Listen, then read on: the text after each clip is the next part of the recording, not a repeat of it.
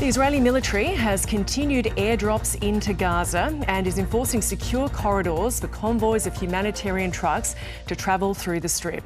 Fighting has been temporarily paused between Israel and Hamas to allow the aid to be collected.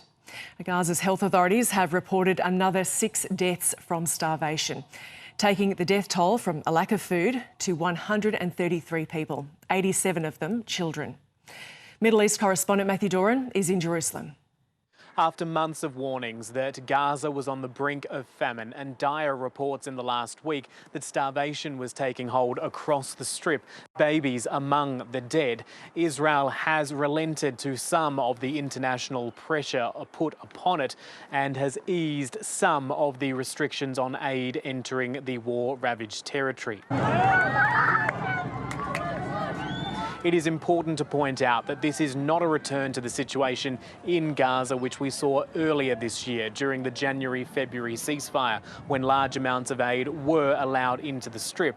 This is only a partial easing of those controls, and humanitarian agencies are already fearing it won't be enough to stop the situation deteriorating even further.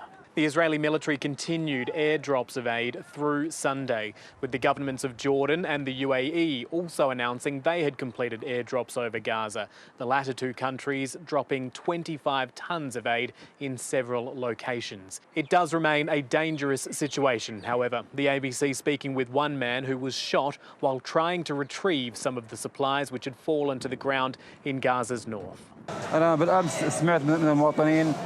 Currently, I am unemployed. I went to bring food for my children. I reached the location and saw their Israeli tanks that began opening fire on the people, and I was shot in my back. The shot exited through my chest. The Israeli Prime Minister Benjamin Netanyahu is continuing to insist enough aid was being allowed into the Strip before describing it as a minimal amount of humanitarian aid. And he is continuing his criticism of the United Nations despite being forced to implement this change of policy. The UN is making excuses and lies about the state of Israel. It says we are not allowed to enter with humanitarian supplies. We are allowing them. There are secured roads. There have been all along, but today it is official. There will be no more excuses. There is a certain pointed nature to these comments. Not only is Benjamin Netanyahu having to explain this situation to the Israeli population, he is also having to describe what he is thinking with regards to his cabinet, considering that the very vocal and very controversial far-right National Security Minister Itamar Ben-Gvir has been very critical of this situation. He says he was deliberately cut out of the decision-making process and that allowing more aid into Gaza is a surrender to Hamas. However, he is not threatening to quit the government, certainly not at this stage, something he has promised to do in the past. It wasn't exactly busy at the Kerem Shalom crossing in southern Israel, at the point where the Israel, Gaza and Egyptian borders meet. That's the main point through which aid has been moving in recent months, and there were only a handful of trucks there early on Sunday afternoon. Where there was movement in a development was at the Egyptian border, 100 trucks moving towards Gaza, carrying more than 1,200 tonnes of aid, according to Egyptian state media. The United Nations is warning that there will be no quick fix to this situation, that the relaxing of the aid restrictions will only go so far. Now, that might be a statement of the obvious, but the UN's human rights chief is urging the world to work together to tackle this crisis. When we think it can't get worse, it gets worse. Children are starving and dying in front of our eyes.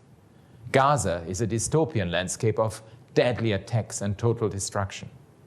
Chaotic militarized distribution centers run by the US and Israeli-supported Gaza Humanitarian Foundation are failing utterly to deliver humanitarian aid at the scope and scale needed. The Gaza Humanitarian Foundation has repeatedly rejected all criticism levelled at it by other aid agencies, insisting it is delivering life-saving food. Over the weekend, saying it was handing out more than 1 million meals to the Gazan population. Now, when you do the maths and you look at a population which is more than double that, that isn't necessarily that much food, however welcome it is there. And the United Nations is saying that this moment of these relaxing of aid restrictions, that this should be an opportunity for the world told to continue pressuring Israel and Hamas to agree to a broader ceasefire and hostage deal for both sides to play their part, including Hamas, which continues to hold 50 Israelis captive, 20 of whom are believed to still be alive. And for all the talk about humanitarian pauses being put in place, or tactical pauses in terms of the fighting in some of the most densely populated parts of Gaza, there are still explosions being reported right across the Strip as fighting continues.